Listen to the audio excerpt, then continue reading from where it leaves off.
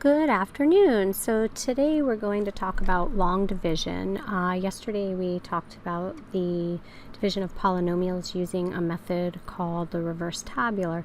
Today I'm going to offer another method, and I'm going to sort of show you simultaneously the review of long division that we learned way back in elementary school, and then long division of polynomials.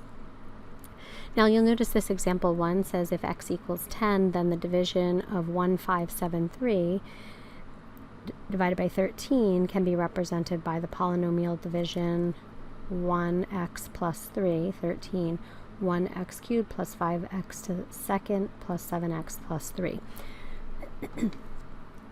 So we're going to go through the process of long division that we learned way back in elementary school. And then we're going to follow that same process for polynomials. So in elementary school, we started with 13 into 15, and then we would write the answer above the number that it would divide evenly into. Then our next step was to take 1 times 13 and subtract that from 15. So we go through the process of subtracting, we get an answer. In this case, we get a 2. 13 doesn't divide evenly into 2, so we bring down the next one, which is a 7. So now we have 13 into 27. That goes 2 times. So then we have 2 times 13, and essentially we just repeat the process until we finish using up all the values. Okay, so 2 times 13 gives us 26, and then we go through the process of subtracting. So we have 27 minus 26, we get 1, and then we bring down that last term. Okay, so we have our 3, and then we repeat. 13 goes into 13 one time, 1 times 13, which gives us 13, and we subtract. So we have 0. That's our remainder of 0. Okay. Now we're going to follow that same sort of process, but we're going to do it with a polynomial. And so we're going to consider, similar to how we did with reverse tabular, we're just going to consider this x going into x cubed. So basically you're thinking x cubed divided by x, and so it goes in x squared times. So we'll put that x squared above the x squared, just like you would over here. You put it above the 5, okay? So then we're going to multiply x squared times x plus 3. Okay, so we distribute. We have x cubed and then x squared times 3, which is 3x squared. Okay, and just like over here, we're going to follow the same practice, which is subtract. Now remember, you're subtracting this entire quantity, so technically I'm subtracting that and I'm subtracting this. I use these little subtractions circled because if it's subtraction or addition, I'm going to want to make sure I make note of that so I don't forget to perform the operation that I'm supposed to. I go ahead and I take x cubed minus x cubed, that's gone. And now I have 5x squared minus 3x squared, which gives me 2x squared. Now I can't divide a binomial divisor into a 2x squared, so just like we did in long division over here, we're going to bring down a next term. Okay, and then you're going to consider x into 2x squared, and that goes in 2x times, right? So we go through the process of multiplying. 2x times x plus 3, distribute, and then subtract.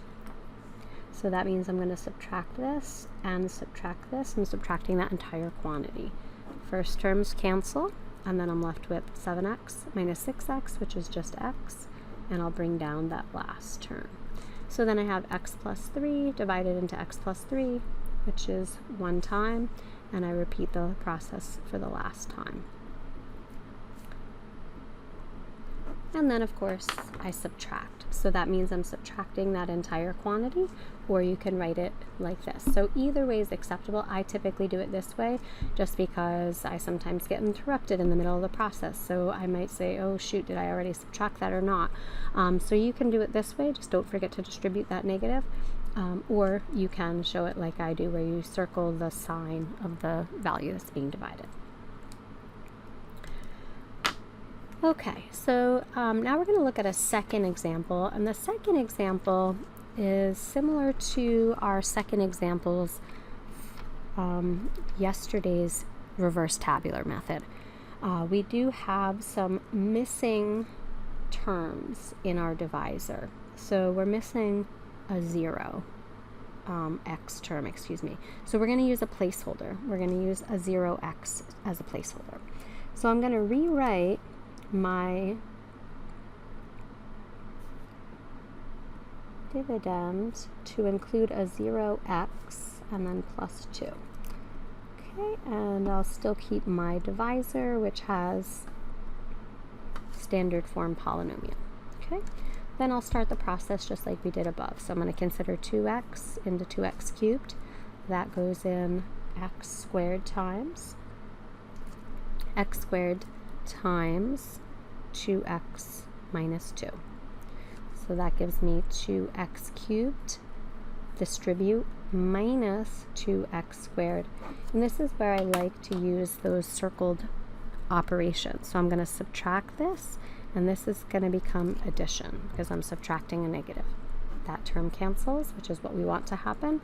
Then I have a negative 4x squared plus 2x squared. So I'll have negative 2x squared, and I'm going to bring down that 0x as a placeholder.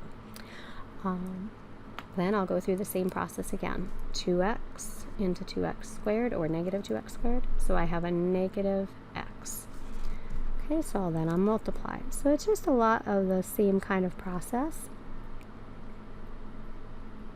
Okay, so I have negative 2x squared. Negative negative makes positive 2x. Okay, and then I have to subtract. So if I subtract a negative, I'm really adding that, and then I'm going to subtract this. Okay, so now I'm gonna, first term cancels, they're opposites, and then I have a negative 2x, bring down that last term, plus 2.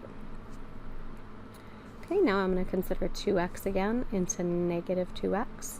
That's going to go negative 1 times, and I'll multiply. Negative 1 times 2x minus 2.